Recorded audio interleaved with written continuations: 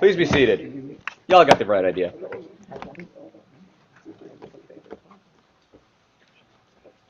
I assume that Cantor knows her, but has anybody else had the occasion to meet Rabbi Megan Goldmarch? No. Okay, that's cool. She's out of Philadelphia. It's part of why I asked that. She is a JTS rabbi who was, I think she's like exactly my age, was ordained exactly the same time I was, something like that. I got to know her at a retreat for Hillel rabbis that she and I were both invited on when we were both rabbinical students. We were the only two rabbinical students who were on this. The rest were ordained rabbis, but it was all people who were serving Hillels. And she and I had a long conversation about how one of the things she was really moved by was this sense of obligation. She wanted to have conversations with college students about obligation. And I thought, that sounds like it makes about as much sense to me as talking to space aliens about obligation. College students about obligation. What? These are the people who who initiated the phrase, as I recall hearing during my time serving college students as a rabbi, that Tuesday is the new Saturday because of these social lives that they had going on Tuesday night, let alone the rest of the week. But think about that idea. I want to talk to these people who are experiencing in many ways the greatest degree of freedom they ever had in their lives. I want to spend a bunch of time hanging out with them and talking to them about obligation. What a paradigm, what a construct. So, into the parsha for a second. We're in page, I got to go back a couple of chapters. I believe it was 34. Here it is, no, is it 33? All right, so we get this interesting piece, I'll give you the page number in a second here, about the portions of the places that the Israelites inherit. What are going to be their little boundaries on a tribal sense? Not just the boundaries of the land of Israel, but which one of these tribes of the 12 tribes is going to be in which chunk, where, and what have you. And then we get this piece. Here it is. B'nai Gad, B'nai Ruvain have this special request that they ask for, where they say to Moses, listen, we're on the far side of the Jordan River. We haven't crossed into the land of Canaan yet. And actually, this is a nice place. We would be perfectly happy sticking around here and not going into the land of Israel. Uh-oh. Now, this is... Think about this against the backdrop. Here, I just found it while I was shuffling pages. Page 949, it's chapter 32 where we get this whole construct here. And Moses rebukes them and says, are your brothers going to war while you stay here? And Moses then unfolds this whole hissy fit, basically, in which he accuses them of being like if you remember this incident with the Meraglim, the spies, quote-unquote, who are supposed to go into the land. 10 of them say that it's unconquerable. 2 of them say that, no, this will work out. He says this is like that again, where you're saying these are more Israelites who are supposed to go into the land of Israel who are now displaying some degree of cowardice or something of that nature. We're not willing to go into the land. This is more of this nonsense of you people disobeying the will of God. You can see on page 950 the extent of what I characterized as his hissy fit from the paragraph indentation all the way down through line 16. And then they stepped up to him. They said, look, we're going to build sheepfolds for our flocks and towns for our children. Then we will hasten as shock troops in the van of the Israelites until we have established them in their home, while our children stay here. And we will not return to our homes until every one of the Israelites is in possession of their portion. But we're going to hang out here once the hard work is done, the heavy lifting is done. Now, this translation of it, shock troops in the van of the Israelites. What they're saying is, we still want this land on the far side of the Jordan River, but actually we'll go in and help you with the war that's coming for the land that we're not even asking for, and we will put ourselves in the most dangerous position as far as the army goes. So no, this is not an expression of cowardice. We will step into the most dangerous role with all of this. Yes, not only will accompany you, our brothers, the Israelites, in this shock campaign into the land of Israel, but we'll take on the most dangerous place, even though we aren't actually going to settle in that land, even though we're going to come back over the river at the end of it.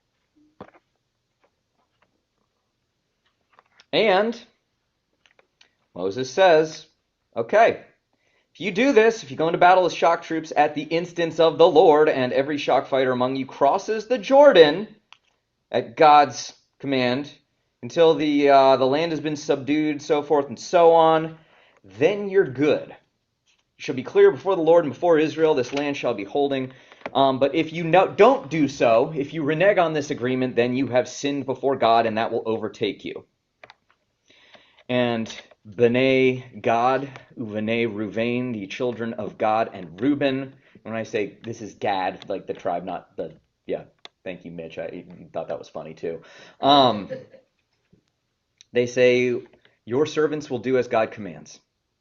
We will engage over our children, our wives, our flocks, our livestock, all this stuff. Everything's going to stay here in our towns while your servants, i.e. us, the fighters, all of those recruited for war, cross over at the instance of God to engage in battle as my Lord orders. They have Lord in the lowercase here, so I think they're implying Moses with that. But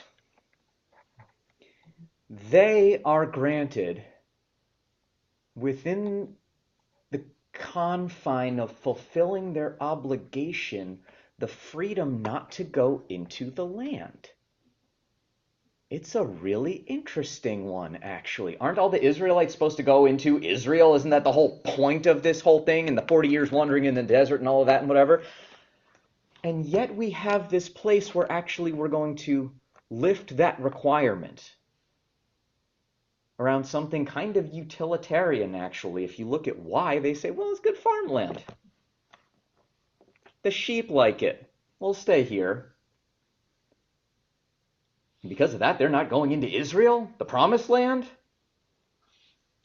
And Moses even says, okay. What I'm struck by here is this interesting way of finding a certain kind of freedom within obligation. It actually makes me think about Passover itself when we talk about Zman Cherutenu, the time of our freedom. Is it really the time of our freedom? Is that what the rabbis call it? Well, kind of, but actually they talk about it that what we are doing in that is exchanging Ol Malchut Paro for Ol Malchut Shemayim. The rabbis are not claiming we get absolute freedom in this place. They are saying that we substitute the yoke of the kingdom of Pharaoh, and yoke not like the egg sort, but the kind you attach to a draft animal, for the yoke of the kingdom of heaven. In other words, we're not free. We're just subbing out which master it is that we're going to serve. But there is also that contradictory conundrum of, at the same time, we call it Zman Cherutenu, the time of our freedom. But freedom is not an absolute here. Freedom is about being able to choose one's destiny and choose one's course within the scope and frame of one's obligations.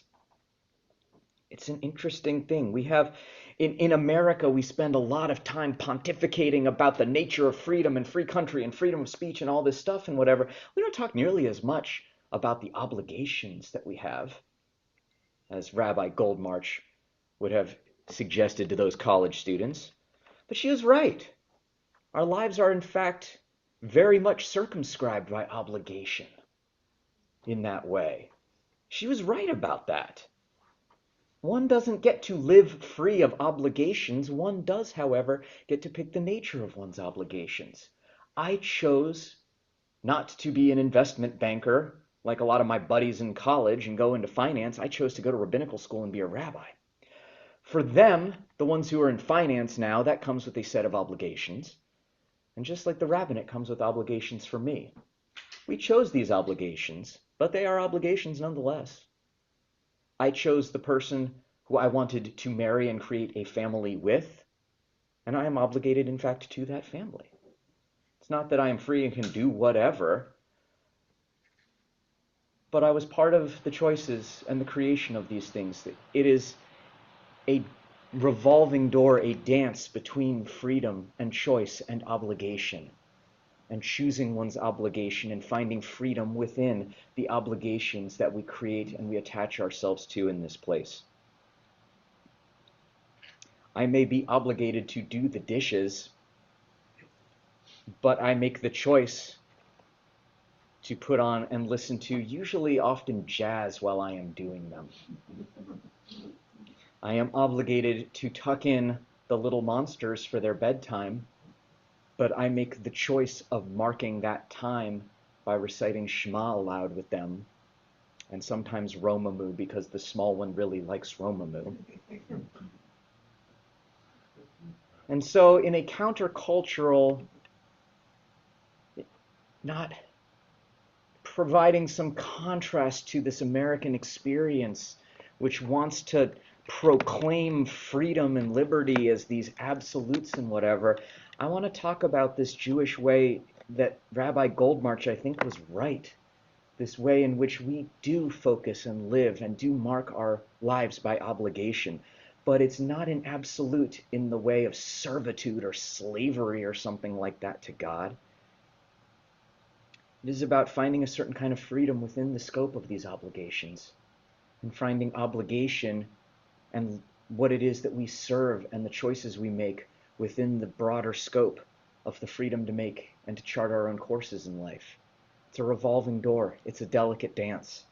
But I want to invite you, as we look at Gad and Reuven, these tribes that actually find an interesting moment of freedom, that carve out something very counterintuitive, antithetical to going into the promised land, because their sheep like to eat there, because they say, we'll fulfill our obligation.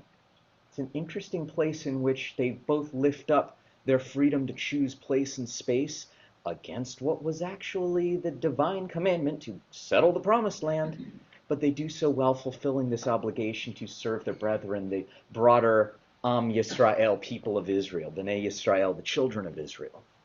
It's an interesting way in which they thread the revolving door between obligation and freedom. I'm appreciating sitting with it against the backdrop of a lot of celebrations and proclamation of freedom in and around the 250th anniversary of the founding of our country. What is it that we find ourselves obligated to? Who are we obligated to? How is it that we think about giving back in this world while we also hold the majesty of this place of freedom?